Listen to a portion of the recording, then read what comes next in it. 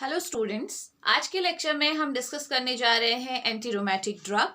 Previous lecture में हमने देखा था कि रोमेटॉइड अर्थराइटिस क्या होता है, ये कैसे होता है, इसकी पैथोफिजियोलॉजी हमने समझने की कोशिश की थी, जो कि मैंने पहले भी आपसे बोला था कि जो इसकी पैथोफिजियोलॉजी है वो एग्जैक्टली नोन नहीं है, ठीक है। लेकिन इसमें जो सेलुलर इन्वॉल्वमेंट होता है वो हमने डिटेल में देखा था, और इसकी पैथोफिजियोलॉजी से रिलेटेड जो थ्योरी आपकी पोस्टुलेट की गई है वो भी हमने समझने की कोशिश की थी। तो रोमेटॉइड अर्थराइटिस अगर ओवरऑल हम देखें तो ये क्या है, एक ऑटो इम्यून डिजीज है, यानी कि हमारी खुद की इम्यूनिटी हमारी खुद की बॉडी सेल्स के अगेंस्ट क्या कर रही है, काम करना स्टार्ट कर रही है, जिसकी वजह से सबसे ज्यादा जो अफेक्टेड एरिया है हमारी बॉडी का वो है जॉइंट, ठीक है। तो सबसे ज्यादा जो अफेक्ट होता है वो जॉइंट होते हैं। जॉइंट में जो हमारी सेल्स होती है, चाहे वो कार्टिलेज की सेल्स हो, चाहे वो सिनोवियल मेम्ब्रेन की सेल हो, ठीक है, ये सेल्स क्या होंगी, डैमेज होना स्टार्ट हो जाती है, और उस डैमेज की वजह से क्या होता है, जो आपका जॉइंट है वहां पे बहुत ज्यादा पेन, इन्फ्लामेशन होता है, साथ ही साथ नई ब्लड वेसल फॉर्म होती है। आप जानते हो कि इन्फ्लामेशन, अगर मैं बात करूं तो इन्फ्लामेशन के क्या क्या आपकी स्टेजेस होती है, तो उसमें आपने ये भी देखा है नई ब्लड वेसल फॉर्म होती है ना। तो ये सारा क्या है, रोमेटॉइड अर्थराइटिस की हमारी मैनिफेस्टेशन थी। ये हमने समझा था कि किस तरीके से रोमेटॉइड अर्थराइटिस होता है। इसमें मैंने आपको बताया था कि रोमेटॉइड अर्थराइटिस के केस में जो जॉइंट हमारे इन्वॉल्व होते हैं, जो मेनली सबसे ज्यादा अफेक्टेड जॉइंट है वो कौन से हैं, आपके हैंड जॉइंट, ठीक है। उसमें कौन सा आता है, आपका प्रॉक्सिमल, आपका interphalangeal joint, Meta interphalangeal joints यानी कि मेटाकार्पल्स और फेलेंजेस के बीच का जो जॉइंट है वो आ जाएगा। इसके अलावा आपका रिस्ट जॉइंट हो गया, ठीक है। फीट में भी सेम यही जॉइंट रहेंगे, नी जॉइंट हो गया। ये सारे जॉइंट्स हैं जो सबसे ज्यादा अफेक्टेड होते हैं in case of rheumatoid arthritis. Other than joint मैंने बताया था कि कैसे एक्स्ट्रा आर्टिकुलर आपका इन्वॉल्वमेंट भी रहता है।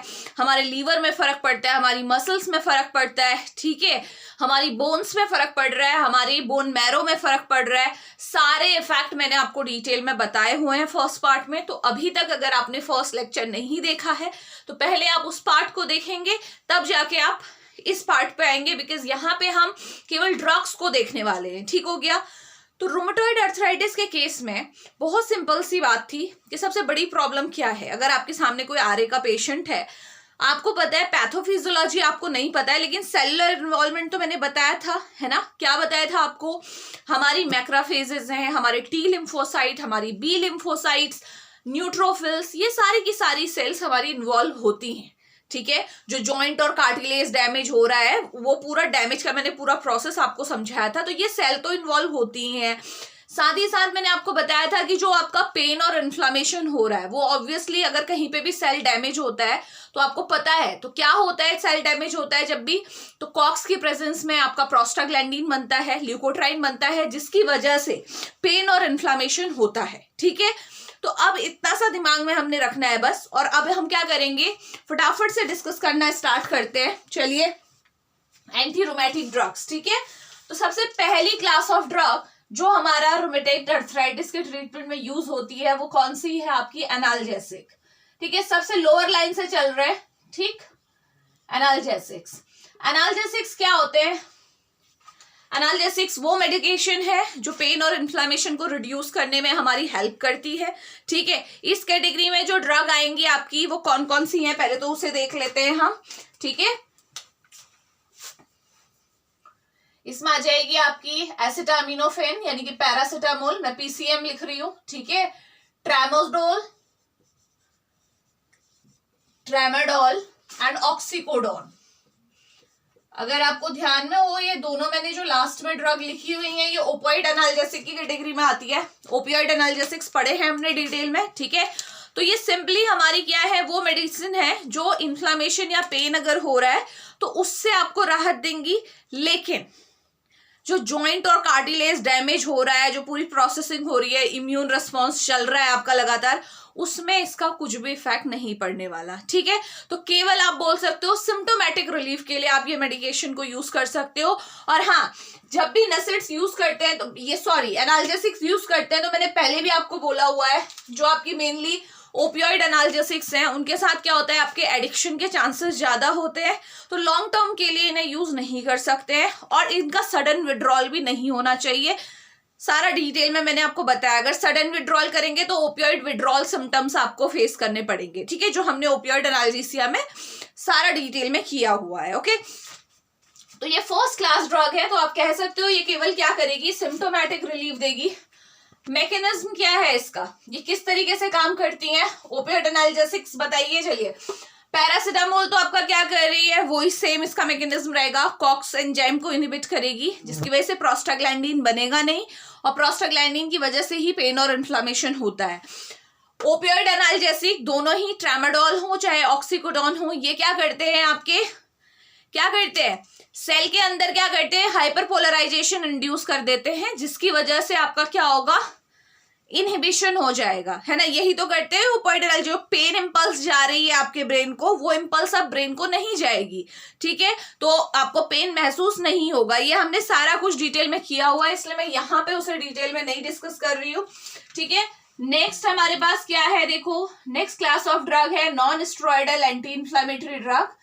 ये स्पेसिफिकली आपकी क्या है, ये वो ड्रग है जो इनमें कोई भी आपका क्या है, स्टेरॉइड रिंग नहीं होती है, ठीक है, नॉन स्टेरॉयडल इसीलिए बोला है, एंटी इंफ्लेमेटरी है, और इनका मैकेनिज्म बिल्कुल सिंपल है। ये भी क्या करते हैं, हमें पता है, ये क्या करते हैं, आपके कॉक्स इनहिबिशन करते हैं, ठीक है, जो कॉक्स हमारा है एंजाइम, उसे क्या करेंगे, ये इनहिबिट करेंगे, और जब कॉक्स एंजाइम इनहिबिट हो जाता है तो आपको पता है कि पेन मीडिएटर जो प्रोस्टाग्लैंडिन है वो बनेगा नहीं, और पेन और इन्फ्लामेशन होगा नहीं।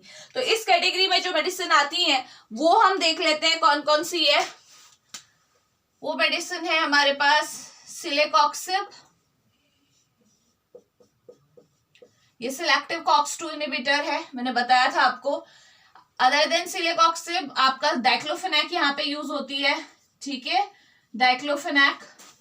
और नेक्स्ट है हमारे पास आइब्यूप्रोफेन, ये आपकी मेडिकेशन है NSAIDs कैटेगरी की, जो यूज कर सकते हैं हम for the symptomatic relief in rheumatoid arthritis. Again क्योंकि ये कॉक्स इनहिबिट कर रही है, यानी कि ये क्या करेगी, पेन और इन्फ्लामेशन नहीं होने देगी और केवल सिम्टोमेटिक रिलीफ देगी, ठीक है। जो रोमेटॉइड आर्थराइटिस के केस में हमारे जॉइंट और कार्टिलेज लगातार डैमेज होते रह रहे हैं due to our immune response, obviously वो उस पे इसका कोई फर्क नहीं पड़ने वाला, ठीक है, हमारी इम्यून सेल्स पे कोई फर्क नहीं पड़ेगा, इसीलिए रूमेटॉइड आर्थराइटिस के प्रोग्रेशन को नहीं रोकने वाला, ये केवल आपको सिम्टोमेटिक रिलीफ दे सकता है। और यही कारण है कि रूमेटॉइड आर्थराइटिस के पेशेंट में इन मेडिसिन को अकेले यूज नहीं करते हैं, क्योंकि अगर इन्हें आप अलोन यूज करोगे तो केवल आपको पेन और इन्फ्लामेशन से राहत मिलेगी, लेकिन जो आपकी रूमेटॉइड आर्थराइटिस लगातार प्रोग्रेस होते रह रही है, लगातार आपके जॉइंट कार्टिलेज में डैमेज होता आ रहा है, वो नहीं रुकने वाला, ठीक है।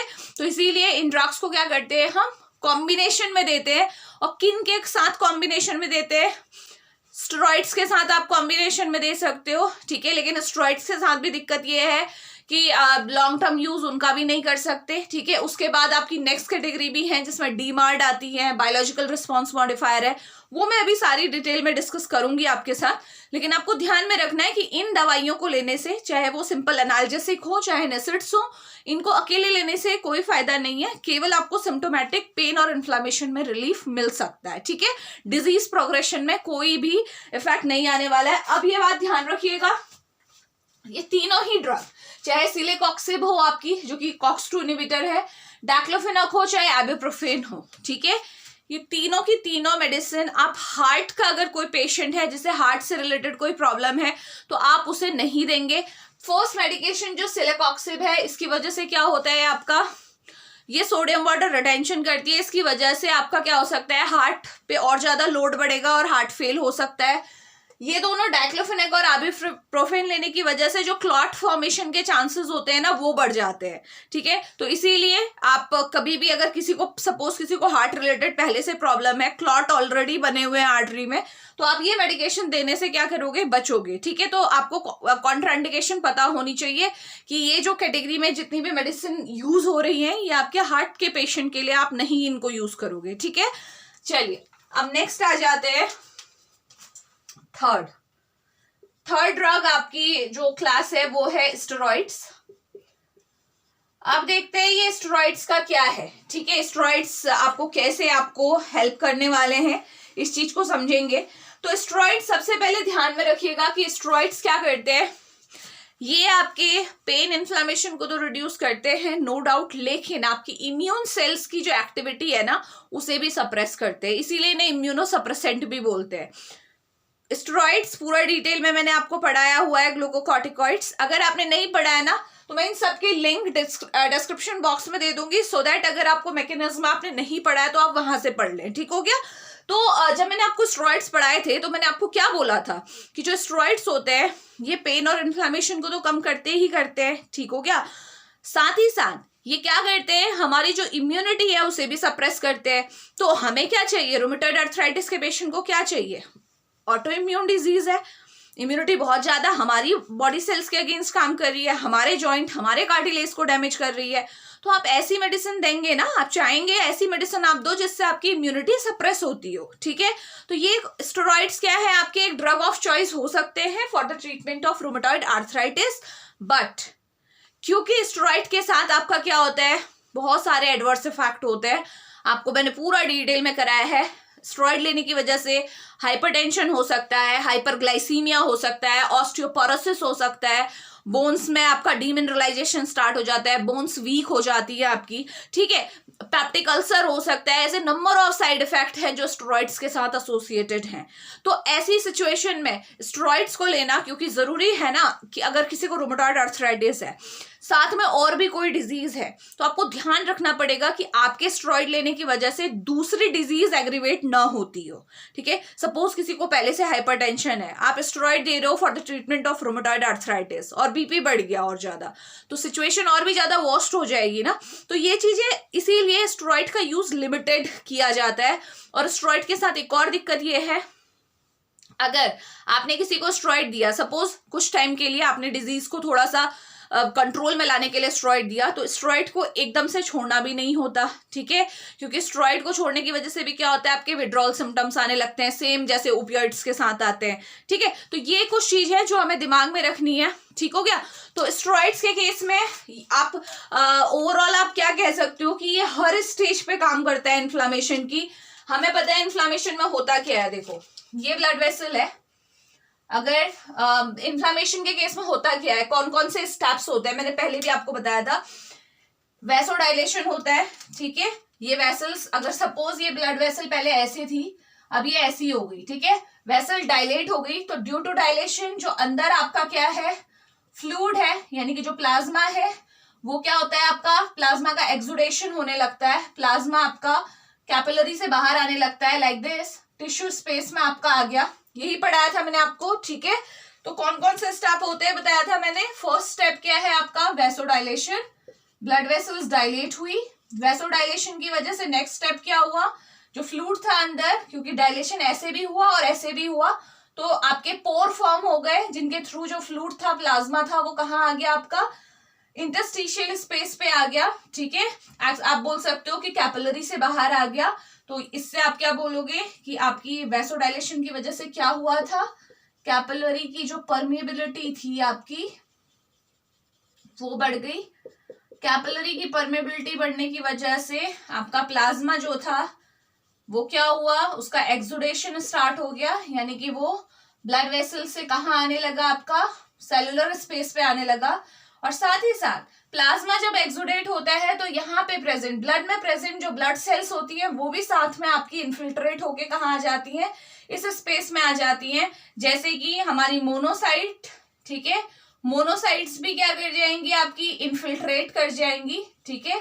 तो मैं लिख देती हूँ मोनोसाइट इन्फिल्ट्रेशन। और मोनोसाइट इन्फिल्ट्रेशन होता है, आप जानते हो मोनोसाइट जब क्या करते हैं, कैपिलरी से टिश्यू स्पेस में आते हैं तो ये किस में कन्वर्ट हो जाते हैं, मैक्रोफेज में। और जब मैक्रोफेज बनती हैं तो वो क्या करती हैं, आपकी इम्यून रिस्पॉन्स शो करती है, ठीक है।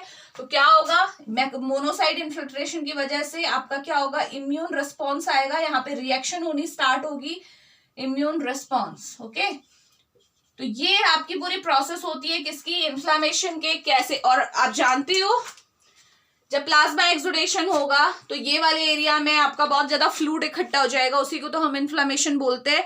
और साथ ही साथ क्योंकि इम्यून रिस्पॉन्स भी है तो यहाँ पे जो एरिया टिश्यू है वो भी डैमेज होना स्टार्ट हो जाएंगे, ठीक हो गया। तो इतना हमें ध्यान में रखना है। अदर देन मोनोसाइट आपकी टी लिम्फोसाइट, बी लिम्फोसाइट्स भी आपकी इन्फिल्ट्रेट होगी। सो अभी ये हमें समझ में आ गया, ठीक है। अब आपको क्या ध्यान में रखना है कि जो हमारे स्टेरॉइड्स होते हैं ना, ये इन सब चीजों को क्या करते हैं, इनहिबिट करते हैं। यानी कि इन्फ्लामेशन होने के लिए जो जो चीजें रिस्पॉन्सिबल है ना, ये सबको क्या करेंगे, आपके इनहिबिट करेंगे। तो ये है आपका स्टेरॉइड्स का इफेक्ट। और स्टेरॉइड्स हम क्यों ले रहे हैं ये भी आपको समझ में आना चाहिए, ठीक है। आपको पता है ये मोनोसाइट मैक्रोफेज में कन्वर्ट होके क्या करते हैं, फेगोसाइटोसिस करते हैं, फेगोसाइटिक एक्टिविटी होती है।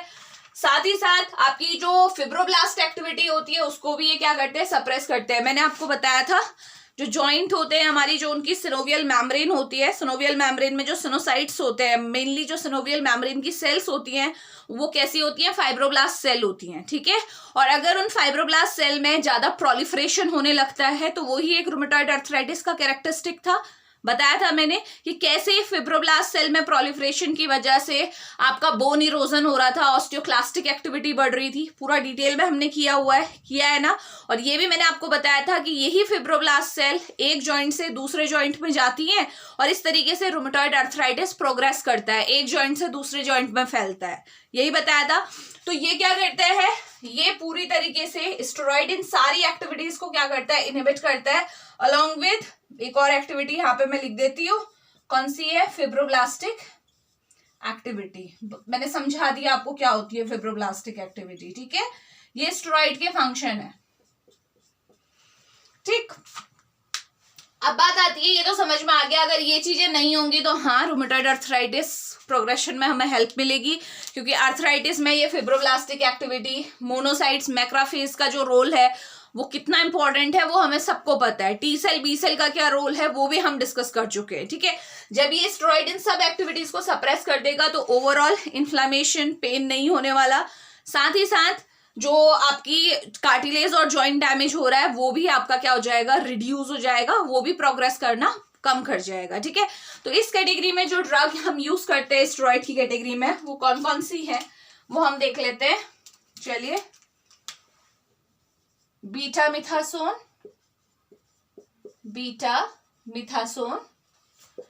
प्रेडनिसोलोन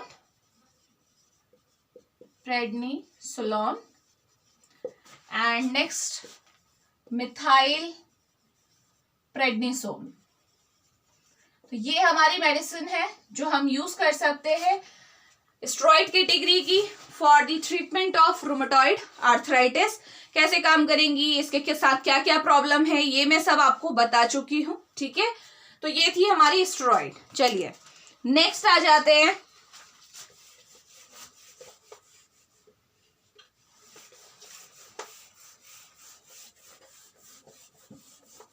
नेक्स्ट हम लोग पहले क्या देख लेते हैं, बायोलॉजिकल रिस्पॉन्स मॉडिफायर देख लेते हैं।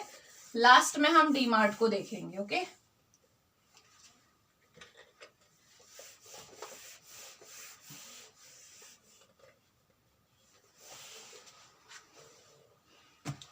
चलिए,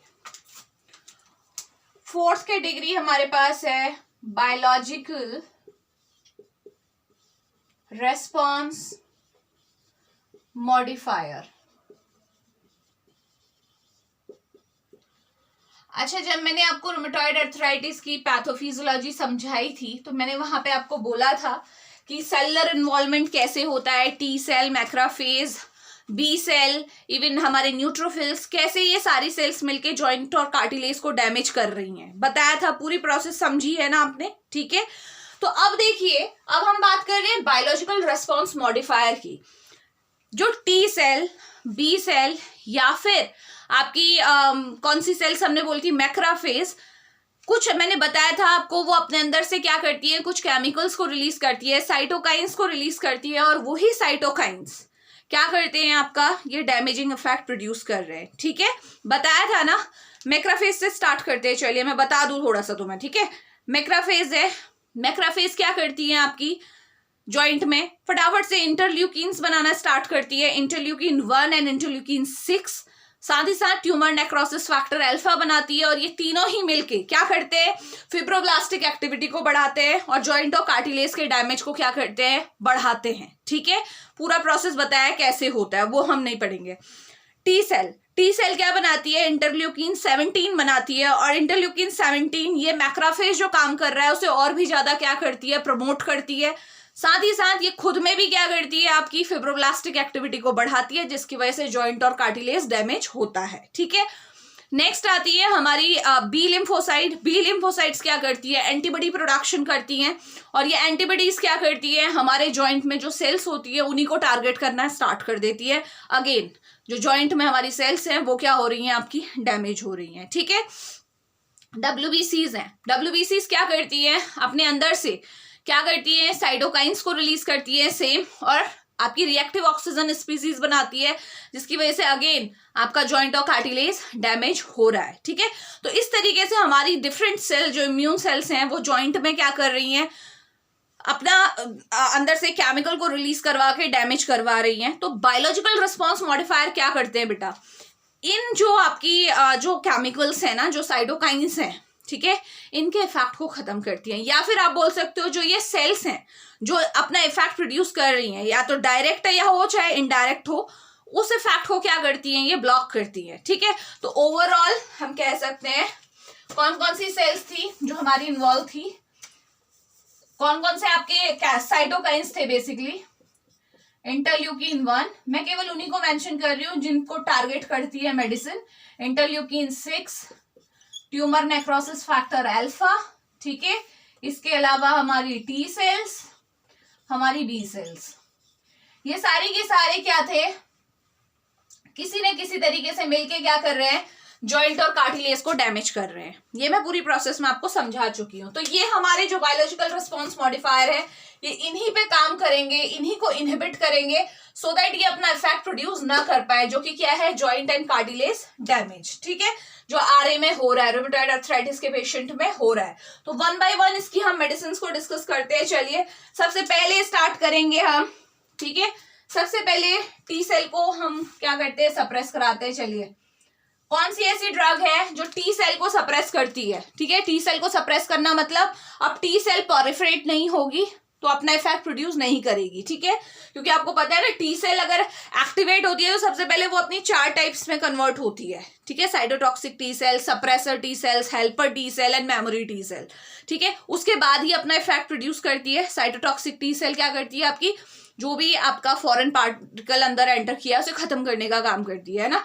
तो टी सेल को सप्रेस करने वाली जो मेडिसिन है हमारे पास, वो कौन सी है, देखो, एबाटासेप्ट। एबाटासेप्ट आपकी वो मेडिसिन है जो क्या करेगी, आपका टी सेल को सप्रेस करेगी। नेक्स्ट हमारा टारगेट है बी सेल। बी सेल को देखो कौन सप्रेस करती है, बी सेल को सप्रेस करने वाली मेडिसिन है हमारे पास बायोलॉजिकल रेस्पॉन्स मॉडिफायर। इसलिए बोल रहे हैं देखो इन्हें, क्योंकि ये बायोलॉजिकल रेस्पॉन्स है और इसी रेस्पॉन्स को हम मॉडिफाई कर रहे हैं या इनहिबिट कर रहे हैं। तो यहाँ पे बी सेल को जो करती है आपकी इनहिबिट, वो है रिटुक्सीमैब। रिटुक्सीमैब बी सेल को सप्रेस कर देगी तो बी सेल एंटीबॉडी बनाएगी नहीं, क्योंकि बी सेल प्लाज्मा में कन्वर्ट होगी नहीं, प्लाज्मा बी सेल में, और एंटीबॉडी नहीं बनेगी। तो फाइनली इसने ऐसे काम किया। ठीक है, अब बात करते हैं जो ऊपर के आपके हैं, इनको भी समझ लेते हैं। ठीक है, tumour necrosis factor. Tumour necrosis factor को इनहिबिट करने वाली मेडिसिन के नाम देख लीजिए। ठीक है, मोर देन 1 है। कौन कौन सी है देख लेते हैं। यहां से ही मैं लिखना स्टार्ट कर रही हूं। एडालीम्यूमैब, एडालीम्यूमैब, ईटानरसेप्ट, ईटानरसेप्ट, और नेक्स्ट है इन्फ्लेक्सिमैब। ये तीनों मेडिसिन क्या करती हैं, आपकी क्या करती हैं, TNF अल्फा जो आपको दिख रहा है ये इसे इनहिबिट करती है। ठीक है, तो ये भी ध्यान रखेंगे। चलिए अब बात करते हैं हम किसकी, इंटरल्यूकिन 1 की। इंटरल्यूकिन 1 को जो इनहिबिट करती है मेडिसिन, उसका नाम देखिए क्या है, इंटरल्यूकिन 1 एंटागनिस्ट। पूछा भी जाता है, बहुत बार एग्जाम्स में आया है क्वेश्चन, एनाकिंड्रा। एनाकिंड्रा आपकी वो मेडिसिन है जो क्या करती है, इंटरल्यूकिन 1 को इनहिबिट करती है। अब लास्ट हमारा बच गया इंटरल्यूकिन, क्या बच गया, इंटरल्यूकिन 6। तो देखते हैं इसके लिए कौन सी मेडिसिन है। इसके लिए जो मेडिसिन है इंटरल्यूकिन 6 के लिए वो है टोसिलिजुमैब। टोसिलिजुमैब, ठीक है। ये रही आपकी सारी बायोलॉजिकल रेस्पॉन्स मॉडिफायर। इसके अलावा भी आपकी होती है, लेकिन मेन मैंने सारी कैटेगरी आपके साथ डिस्कस कर ली है। तो बायोलॉजिकल रेस्पॉन्स मॉडिफायर कैसे काम करेंगे ये आपको समझ में आया। आपको पता है कि जो हमारा रूमेटॉइड अर्थराइटिस में सेलुलर इन्वॉल्वमेंट क्या है, कौन कौन सी सेल इन्वॉल्व होती है और वो किस तरीके से अपने फंक्शन को परफॉर्म करती हैं, ठीक है। हमें पता है कि ये जो स्टार्टिंग के तीनों आपको दिख रहे हैं इंटरल्यूकिन 1, 6 और TNF अल्फा, ये किसके थ्रू रिलीज होते हैं, मैक्रोफेजेस के थ्रू रिलीज होते हैं, ठीक है।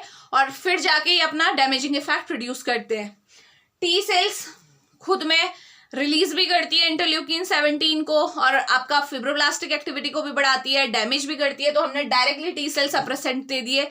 बी सेल एंटीबॉडी बनाती है जिसकी वजह से अगेन डैमेजिंग इफेक्ट आता है, इसलिए हमने बी सेल को भी सप्रेस कर दिया। ठीक हो गया, ये समझ में आ रहा है। तो ये आपके क्या है, बायोलॉजिकल रेस्पॉन्स मॉडिफायर है ना। जो इंपॉर्टेंट चीज है वो क्या है कि ये आपके जो आपका रूमेटॉइड अर्थराइटिस के प्रोग्रेशन को बहुत स्लो कर देंगे, क्योंकि जब आप इनको जो सेल्स आपका डैमेज कर रही हैं, जो रूमेटॉइड अर्थराइटिस के केस में जो सेल्स आपके जॉइंट को या फिर एक्स्ट्रा जो आर्टिकुलर जो ऑर्गन्स हैं उनको जो डैमेज हो रहा है, जब आप इन सेल्स को ही रोक रहे हो तो इसका मतलब जो प्रोग्रेशन होगा रूमेटॉइड अर्थराइटिस का वो बहुत स्लो होगा।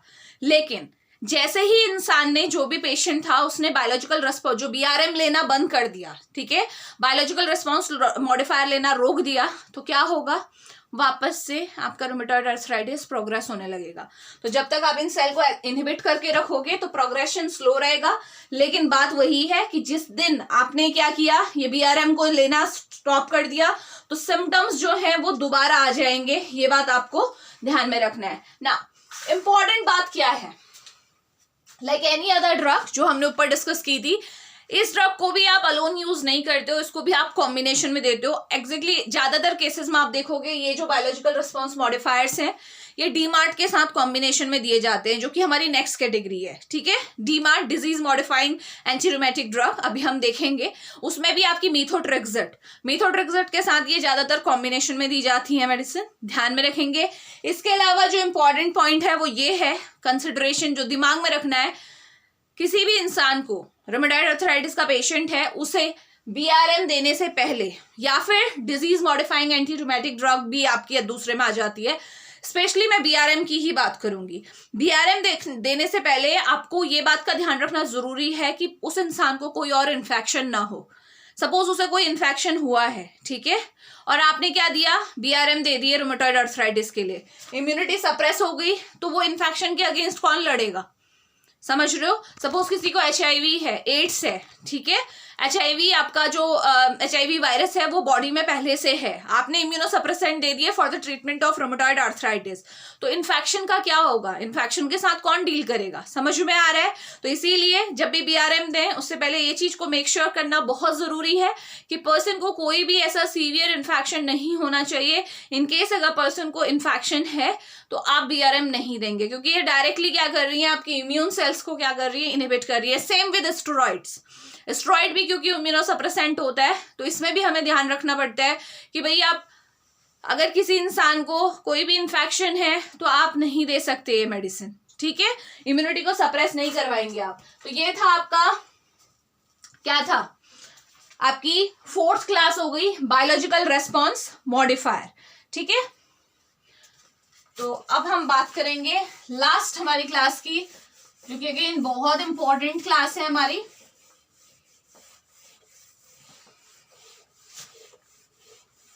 इसे मैं एक ही में कवर कर रही हूं तो सारे ही हटा देते हैं, ठीक है। डीमार्ट इन्हें बोलते हैं, लास्ट कैटेगरी है, इंपॉर्टेंट कैटेगरी है, यूज होती है जो ट्रीटमेंट के लिए।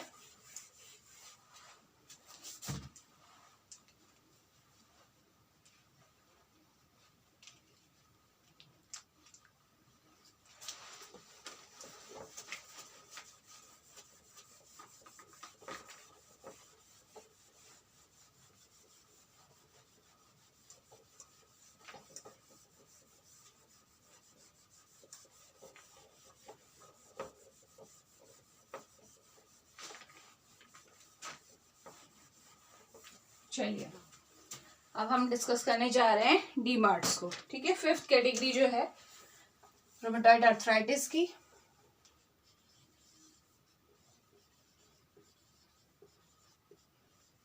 डीमार्ट्स की फुल फॉर्म क्या है? Disease modifying anti rheumatic drug, ठीक है। अब देखो इस कैटेगरी में जो ड्रग्स आती हैं, पहले मैं उनके नेम लिख लेती हूँ, मैकेनिज्म फिर आपको बताती हूँ मैं। सबसे पहली जो मेडिसिन है वो है मेरे पास लेफ्लुनोमाइड। देखो मैं वही मेडिसिन आपको बता रही हूँ जो अभी यूज होती हैं, ठीक है, जिनका यूज अभी अगर आप इस कैटेगरी में देखोगे तो गोल्ड है, पेनिसिलामीन है, ये भी यूज होते थे, लेकिन क्योंकि उनके साथ टॉक्सिसिटी ज्यादा थी तो उनका यूज अब बंद हो चुका है, नहीं यूज होती है। तो जो एग्जैक्टली यूज हो रही है मैं उन्हीं को डिस्कस कर रही हूँ। लेफ्लुनोमाइड हो गया। नेक्स्ट हमारे पास जो ड्रग है वो है मीथोट्रेक्सेट। एंटी कैंसर भी है, पढ़ा हुआ है आपने। और लास्ट हमारे पास ड्रग है हाइड्रोक्सीक्लोरोक्वीन।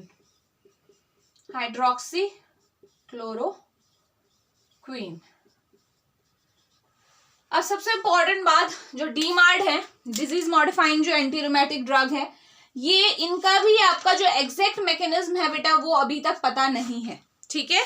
एग्जैक्टली अगर मैं बोलूं कि लेफ्लुनोमाइड का यही मैकेनिज्म है तो वो गलत होगा, ठीक है। लेकिन वही बात कि इससे इसका रेलेवेंस जरूर दिखाया गया है कि हाँ ये करता है, ठीक है, ये करता है, इस वजह से शायद ये इफेक्ट प्रोड्यूस हो रहा है, ठीक है। लेकिन एग्जैक्टली हमें सारा कुछ नहीं पता है, तो जो मैकेनिज्म हमें पता है हम वो जरूर डिस्कस करेंगे आपके साथ, ठीक है। तो डीमार्ट के साथ देखो सबसे बड़ी, जैसे आपका बायोलॉजिकल रिस्पॉन्स मॉडिफायर के साथ था, ये भी आपकी मेडिसिन जो होती है ये आपकी इम्यूनोसप्रेसेंट है, इम्यूनिटी को सप्रेस करती हैं। इम्यूनिटी को सप्रेस करने का तरीका इनका अलग है, वो मैं आपको बता दूंगी मैकेनिज्म के थ्रू कि कैसे ये सप्रेस करती हैं। जो थ्योरी पोस्टुलेट हुई है वही मैं आपके साथ डिस्कस करूंगी यहाँ पे। तो ये इम्यूनोसप्रेसेंट है। और डीमार्ट के साथ एक और बात है कि ये क्विक रिस्पॉन्स के लिए नहीं है आपका, ठीक है। अगर आज से आप डीमार्ट लेना स्टार्ट कर रहे हैं रूमेटॉइड आर्थराइटिस का पेशेंट, तो अप टू 6 मंथ लग जाते हैं उसको फुल्ली इफेक्टिव अपना फॉर्म में आने के लिए, तो टाइम जरूर लेगा, ठीक है। अगर डीमार्ट आपने स्टार्ट किए हैं, ये जो मेडिसिन मैंने आपको बताई है, तो टाइम जरूर लेती हैं। और साथ ही साथ ये इम्यूनिटी को सप्रेस करती है, तो जितना भी आपका इम्यूनिटी सप्रेस होगी तो क्या होगा बेटा, टी सेल्स की एक्टिविटी सप्रेस होती है, बी सेल की एक्टिविटी सप्रेस होती है, ठीक है, जो हमारे मोनोसाइट्स हैं उनकी एक्टिविटी सप्रेस होती है। तो ओवरऑल क्या होगा, इम्यूनिटी आपकी सप्रेस हो जाएगी, क्योंकि साइटोकाइन रिलीज नहीं होंगे जिनकी वजह से डैमेजिंग इफेक्ट आ रहा है, ठीक है। तो वो तो आपको पता है कि क्या क्या होता है। अब मैं 1 बाय 1 इनके मैकेनिज्म को डिस्कस कर लेती हूँ, ठीक है, कि क्या क्या आपका मैकेनिज्म फॉलो करते हैं। तो स्टार्ट करते हैं विद लेफ्लुनोमाइड, ठीक है।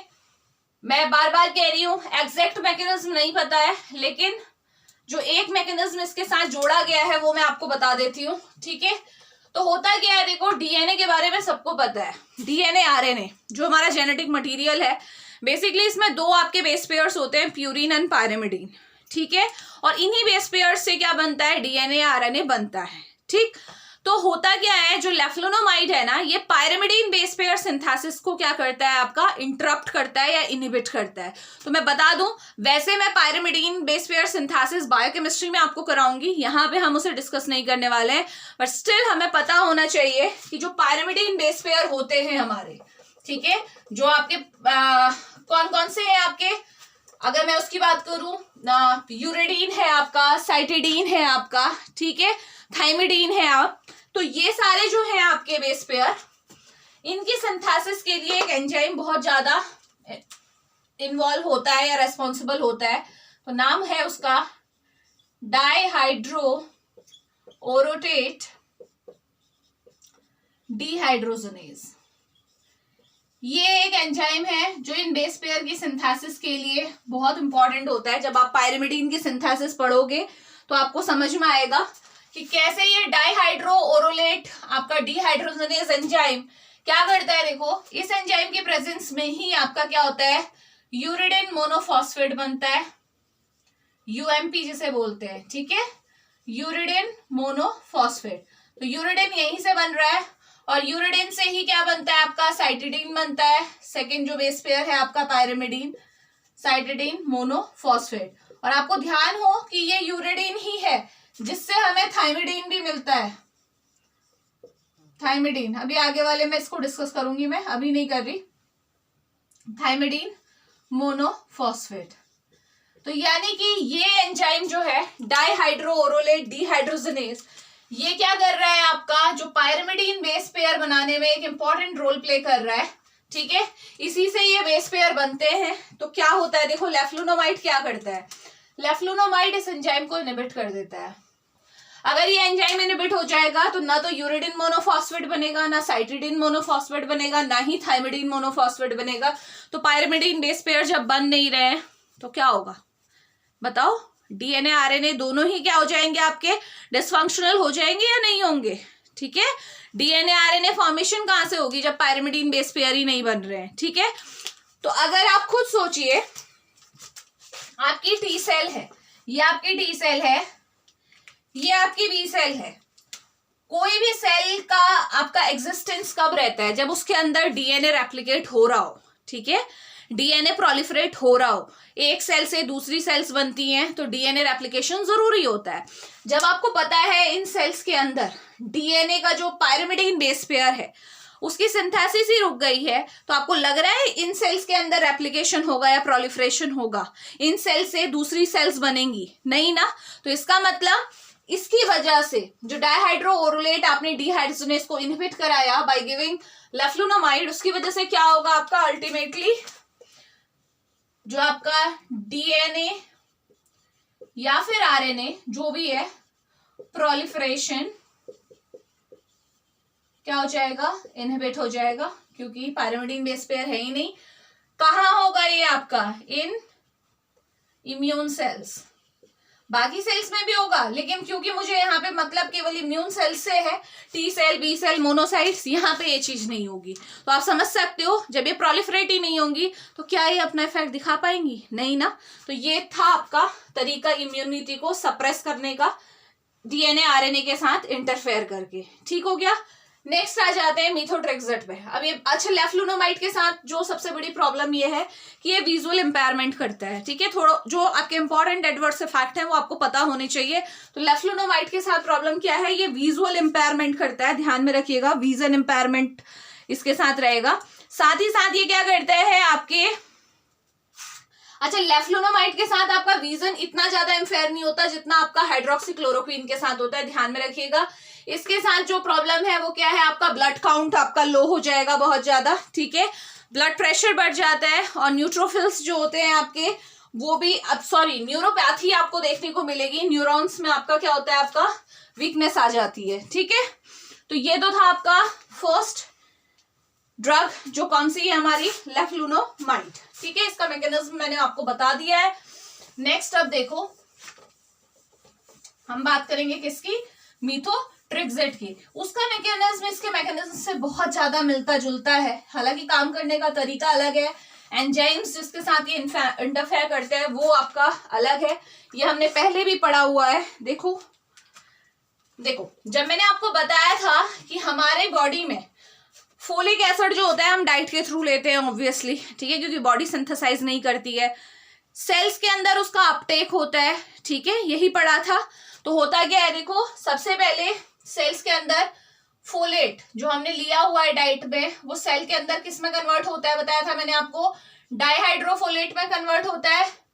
ठीक है, डाइहाइड्रोफोलेट किस में कन्वर्ट होता है, फिर टेट्राहाइड्रोफोलेट में कन्वर्ट होता है। यहाँ पे जो एंजाइम यूज होता है वो कौन सा होता है, डाइहाइड्रोफोलेट रिडक्टेज एंजाइम होता है, पढ़ा हुआ है ना ये, इसको मुझे बताने की जरूरत नहीं है। डाइहाइड्रोफोलेट रिडक्टेज एंजाइम की प्रेजेंस में ही डाइहाइड्रोफोलेट किस में कन्वर्ट होता है, टेट्राहाइड्रोफोलेट में। नाउ टेट्राहाइड्रोफोलेट अपनी दूसरी फॉर्म में कन्वर्ट होता है जिसका नाम क्या है आपका, मिथाइलिन टेट्राहाइड्रोफोलेट। ठीक है, अब होता क्या है, देखो ये जो आपका मैंने बताया हुआ है, ये ऑलरेडी आपको फोलिक एसिड का आप चैप्टर देख लीजिएगा, लेक्चर जो मैंने बनाया है वहां से आपको क्लियर हो जाएगा। अब होता क्या है, ये मिथाइलिन जो टेट्राहाइड्रोफोलेट है ना, वापस किसमें कन्वर्ट हो जाता है, डाइहाइड्रोफोलेट में।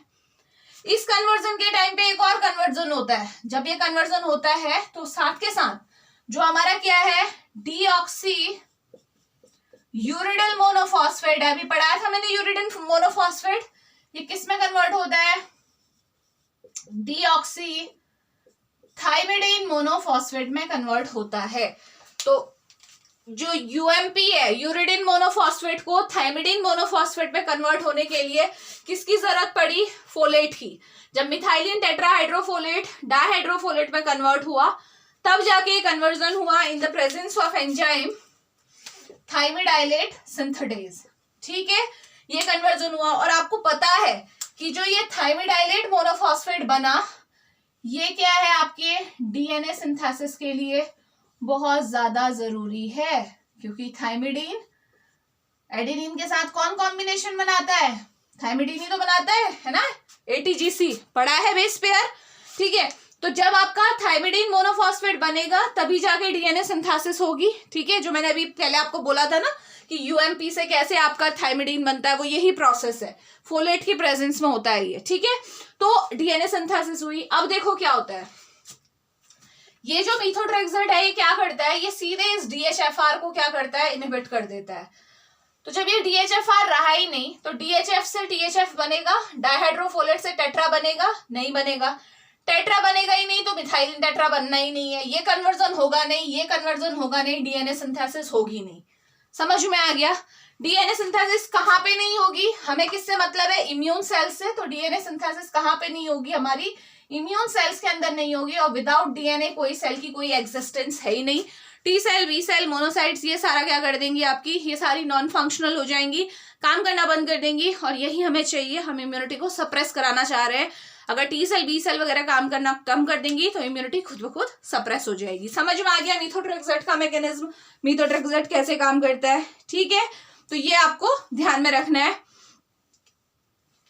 इसकी वजह से, मीथोट्रेक्सेट की वजह से जो प्रॉब्लम इंसान को फेस करनी पड़ेगी वो क्या है? जो ब्लड सेल काउंट है ऑब्वियसली कम हो जाएगा, क्योंकि टी सेल, बी सेल ये सारी ब्लड सेल्स ही होती हैं। ठीक है, अगर इन पे कुछ फर्क पड़ रहा है तो उसका मतलब ब्लड काउंट यहाँ पे भी कम होगा। साथ ही साथ इसकी वजह से क्या होता है, इसकी वजह से भी आपका लाइट सेंसिटिविटी बढ़ जाती है। मीथोट्रेक्सेट अगर कोई ले रहा है तो वो लाइट को बर्दाश्त करने की जो क्षमता है वो क्या हो जाएगी आपकी, कम हो जाएगी। तो ये बात ध्यान में रखिएगा। लास्ट आ जाते हैं हम हाइड्रोक्सी क्लोरोक्वीन में। सेम जो हाइड्रोक्सी क्लोरोक्वीन है, लाइक लेफ्लुनोमाइड, इसका भी एग्जैक्ट मैकेनिज्म हमें नहीं पता है। ठीक है, एग्जैक्टली ये रूमेटॉइड अर्थराइटिस में कैसे हेल्प कर रही है, बट एक अदर मैकेनिज्म है जिसके थ्रू हम समझ सकते हैं, जैसे हम मीथोट्रेक्सेट और लेफ्लुनोमाइड का समझा था कि हाइड्रोक्सी क्लोरोक्वीन कैसे असर करता होगा। ठीक है, जब आपने एंटी मलेरियल आपने पढ़ा होगा ड्रग्स, तो आपने उसमें देखा होगा जो मलेरिया का पैरासाइट है, अगर उसके अंदर वैक्यूल्स में आप पीएच को बढ़ा दे तो उसकी वजह से क्या होता है, आपका पीएच बढ़ने की वजह से आपका पूरा लाइसिस हो जाती है और जो मलेरिया का आपका क्या है, जो पैरासाइट है वो खत्म हो जाता है। ठीक है, तो पीएच मेनली यहाँ पे इन्वॉल्व रहेगा। तो होता क्या है, मैं आपको समझा देती हूँ। देखो, सपोज ये मेरी क्या है, मैक्रोफेज है। मैक्रोफेज क्या करती है? मैक्रोफेज सो क्या बोलते हैं, एंटीजन प्रेजेंटिंग सेल। ठीक है, तो होता क्या है, जब भी हमारी बॉडी में कोई भी वायरस, कोई भी बैक्टीरिया अंदर आता है तो सबसे पहले मैक्रोफेज क्या करती है, इसको अपने अंदर ले लेती है, इंगल्फ कर लेती है, लाइक दिस। अपने अंदर लिया, लेने के बाद क्या होता है, अंदर इसके अंदर जो लाइजोसोमल एंजाइम होते हैं ये इसका क्या कर देते हैं, फ्रेगमेंटेशन कर देते हैं। इस तरीके से ये टूट जाएगा और टूटने के बाद मैक्रोफेज अपने सरफेस में क्या करती है, इसे एक्सप्रेस करती है इस तरीके से। ये जो फ्रेगमेंट था तोड़ दिया ना इसने, लाइजोसोमल एंजाइम ने इस वायरस या बैक्टीरिया के जो भी पेप्टाइड्स थे उन्हें तोड़ दिया। तोड़ने के बाद अपने सरफेस में एक्सप्रेस किया। नाउ सरफेस में एक्सप्रेस करने के लिए एक इंपॉर्टेंट प्रोटीन यहाँ पे इन्वॉल्व होती है, सरफेस में ही होती है। इसको क्या बोलते हैं हम, एमएससी। एमएससी क्या होता है आपका, मेजर हिस्टोकम्पैटिबिलिटी कॉम्प्लेक्स, पढ़ाया था मैंने। ठीक है, ये प्रोटीन होती है जो इसको क्या कराती है, एक्सप्रेस कराती है। इतना आपको ध्यान में रखना है। ना होता क्या है, देखो हाइड्रोक्सी क्लोरोक्वीन, सपोज ये हाइड्रोक्सी क्लोरोक्वीन है जो मैंने ब्लैक कलर से राउंड पोर्शन बनाया हुआ है। हाइड्रोक्सी क्लोरोक्वीन जैसे ही हमारी सेल्स के अंदर जाता है, मैक्रोफेज के अंदर गया सपोज ये, क्योंकि मैक्रोफेज भी आपकी एक सेल है। सेल के अंदर जाके ये क्या करता है, सेल के अंदर के पीएच को क्या करता है, बढ़ा देता है।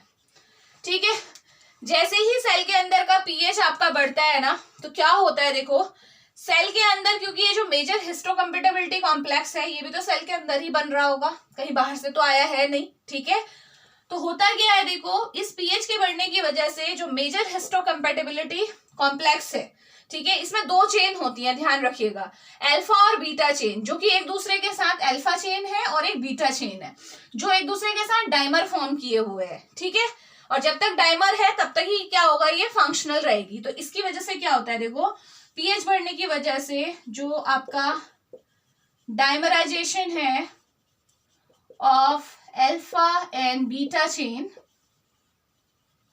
किसकी है ये, एमएससी की, मेजर हिस्टोकम्पैटिबिलिटी कॉम्प्लेक्स की जो प्रोटीन है, ये जो प्रोटीन है इसकी जो दोनों चेन है उसका जो डाइमराइजेशन है वो इनहिबिट हो जाता है।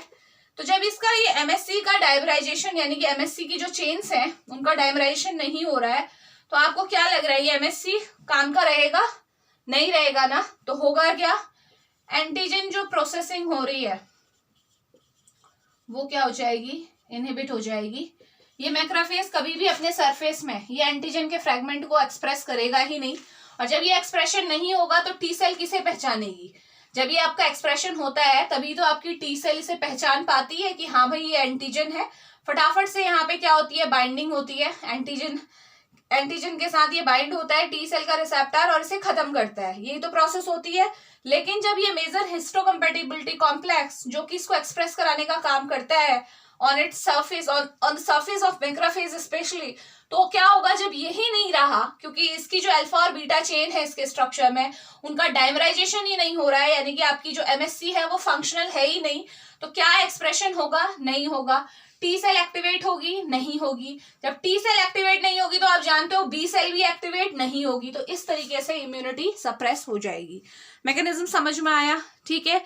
अगेन एग्जैक्ट मैकेनिज्म अभी भी हमें नहीं पता है, लेकिन जो आपका पूरा मैकेनिज्म है दूसरी डिजीज के ट्रीटमेंट में, मलेरिया के ट्रीटमेंट में जो मैकेनिज्म काम करता है और उसकी वजह से जो आपकी रिसर्च हुई उसके बेसिस पे ये आपका मैकेनिज्म यहाँ आपके सामने रखा गया है कि इस तरीके से शायद ये वर्क करता है, इस वजह से ही ये रेस्पॉन्स आ रहा है।